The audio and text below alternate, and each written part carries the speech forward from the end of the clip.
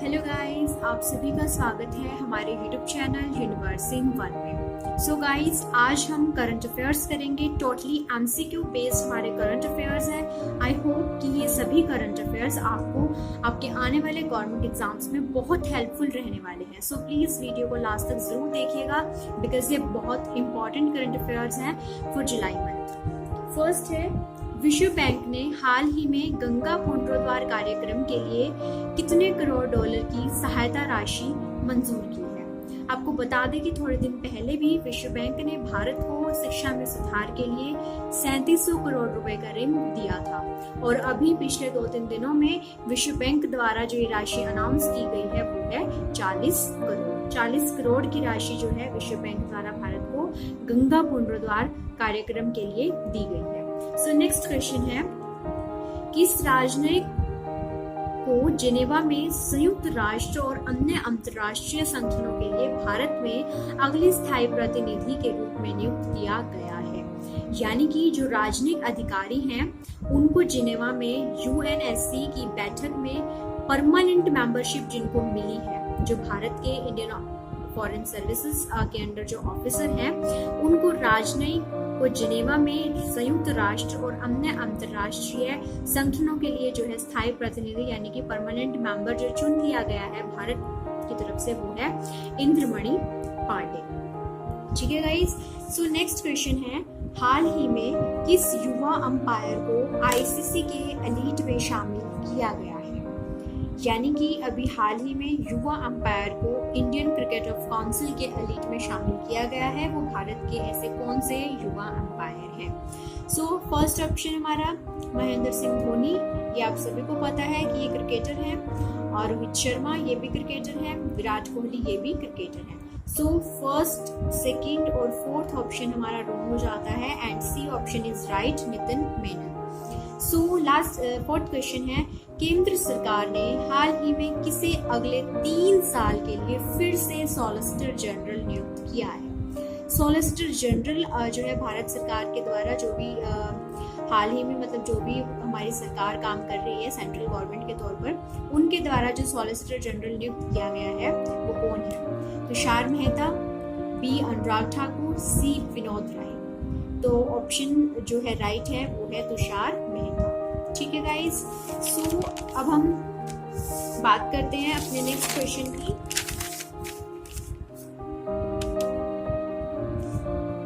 Fifth question जो है हमारा, हिमालय की गोल्डन बर्डविंग तितली को 88 यानी कि 88 इयर्स के बाद भारत की सबसे बड़ी तितली होने की उपाधि दी है। Option A is golden birdwing butterfly, plain tiger butterfly, C common crow butterfly, D grass yellow butterfly. तो जाहिर सी बात है कौन सा ऑप्शन होगा। Option number A, golden birdwing butterfly. Number A is correct, golden birdwing butterfly. इसको जो है हिमालय की गोल्डन बर्डविंग तितली को 88 वर्षों के बाद भारत की सबसे बड़ी तितली होने की उपाधि दी गई है।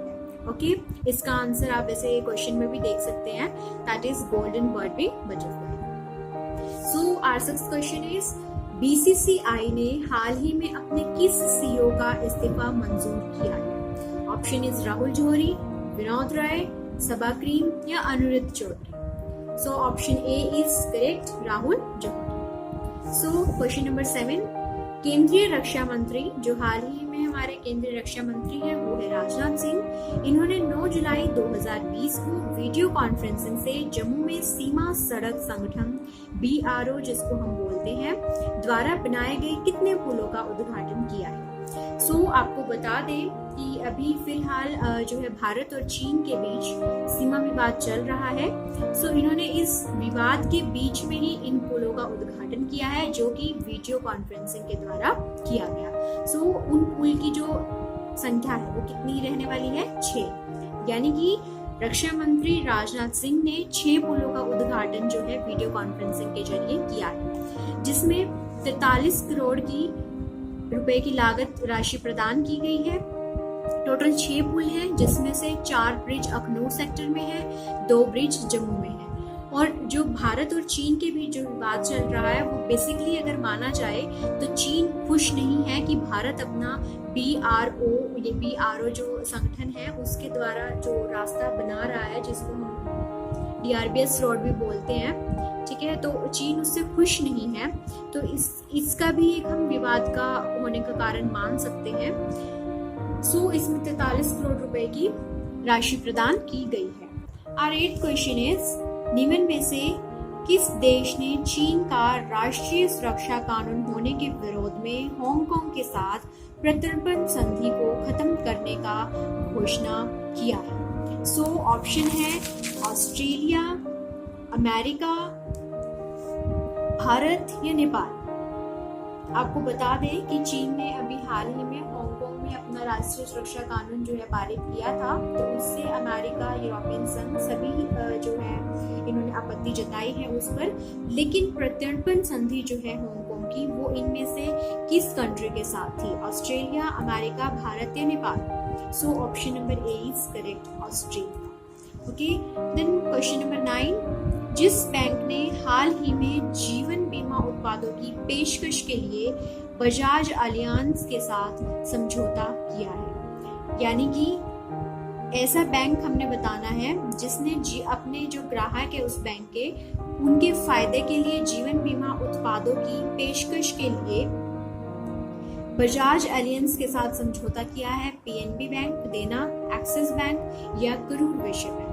So option D is correct, Karur Vysya bank. Question number 10 is, हाल ही में निर्माण कार्य प्रारंभ होने से चर्चा में रहे सागरदीघी संयंत्र की स्थापना कहाँ की जा रही है? सो इसके लिए ऑप्शन रहने वाला है पश्चिम बंगाल, यूपी, मध्य प्रदेश या नई दिल्ली। सो option number A is correct. और ये क्वेश्चन बहुत इंपॉर्टेंट रहने वाला है कि सागरदीघी सुपर क्रिटिकल सोर्स की संयंत्र की जो स्थापना है वो कहाँ की जा रही है, जो कि हाल ही में अभी भी चर्चा में है, जबकि उसका निर्माण कार्य शुरू होने से ही वो चर्चा में है। तो ये बहुत इंपॉर्टेंट हो जाता है कि कोई भी चीज, उसका मतलब निर्माण कार्य अभी शुरू हुआ है लेकिन शुरू होने के साथ साथ ही वो जो है बहुत चर्चा में रही है। तो सागरदीघी सुपर क्रिटिकल संयंत्र, और ये पश्चिम बंगाल में इसकी स्थापना की जा रही है।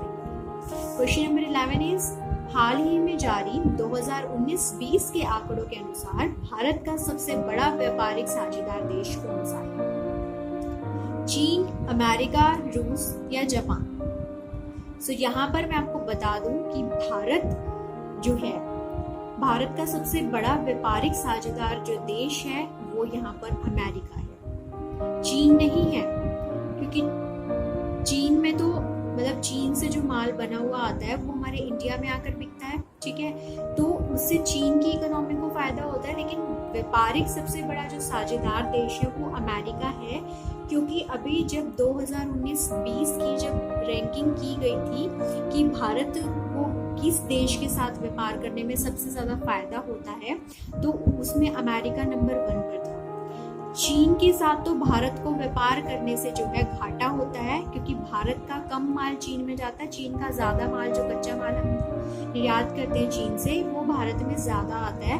तो इस रैंकिंग के अनुसार भारत और चीन में जो है 59 अरब डॉलर का जो है घाटा हुआ था, ठीक है। लेकिन अमेरिका के साथ अगर हम माने तो शायद 16 पॉइंट कुछ अरब डॉलर जो है भारत को फायदा हुआ था, ठीक है। तो भारत को इसके लिए जो है लाभ हुआ था। व्यापारिक साझेदार तो इसके देश जो है वो अमेरिका ही है कि भारत जब भी अमेरिका के साथ व्यापार करता है तो भारत को फायदा ही होता है। लेकिन 2019-20 में जब भारत और चीन की कंपैरिजन किया गया कि भारत को चीन से कितना फायदा हो रहा है, तो उसमें जब भारत ने चीन से जब कच्चा माल चीन का भारत में आया तो वहां से 59 अरब डॉलर का भारत को घाटा हुआ था। लेकिन अमेरिका के साथ वही व्यापार करने के साथ जो है ट्रेड डीलिंग में भारत को 16 अरब डॉलर समथिंग का जो है वो फायदा हुआ था।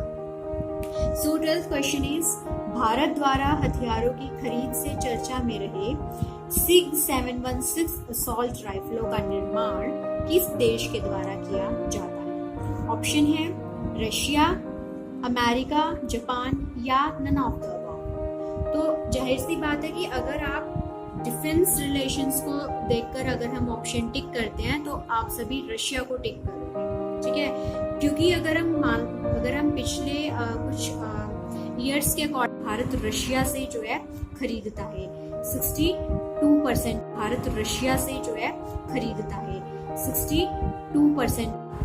ओके, तो 62% हिस्सा भारत जो है वो रशिया के साथ अपने हथियारों को खरीदता है। लेकिन C716 असॉल्ट राइफल्स की अगर बात आती है तो उसका निर्माण जो है वो अमेरिका के साथ किया जाता है। तो जो करेक्ट ऑप्शन रहने वाला है दैट इज बी, कि भारत द्वारा हथियारों की खरीद से चर्चा में रहे C716 असॉल्ट राइफलों का निर्माण किस देश के द्वारा किया जाता है? Then answer is America. Option number B is correct. So question number 13 is रूस में संविधान संशोधन की मंजूरी मिलने के बाद राष्ट्रपति व्लादिमीर पुतिन कब तक राष्ट्रपति पद पर रह सकते हैं? Option A 2023, B 2030, C 2036 and D 2021. Then correct option is 2036। और आपको मैं बता दूं कि राष्ट्रपति व्लादिमीर पुतिन जो रूस के राष्ट्रपति हैं, ये वर्ल्ड के टॉप 10 मोस्ट पावरफुल मैन में से इनकी जो रैंकिंग है वो फर्स्ट आती है। ओके, तो आप उनसे भी अंदाजा लगा सकते हैं कि ये कितने ज्यादा अपने रूल्स को लेकर स्ट्रिक्ट हैं, और रूस के राष्ट्रपति ये एक अकेले पहले ऐसे राष्ट्रपति होंगे जो इतने लंबे समय तक अपने पद पर रह सकेंगे। तो आंसर क्या है? C 2036। Question number 14 is India ratings and research का भारतीय अर्थव्यवस्था के चालू वित्त वर्ष 2020-21 कितने प्रतिशत सिकुड़ने का अनुमान है? Then answer is 5.3%।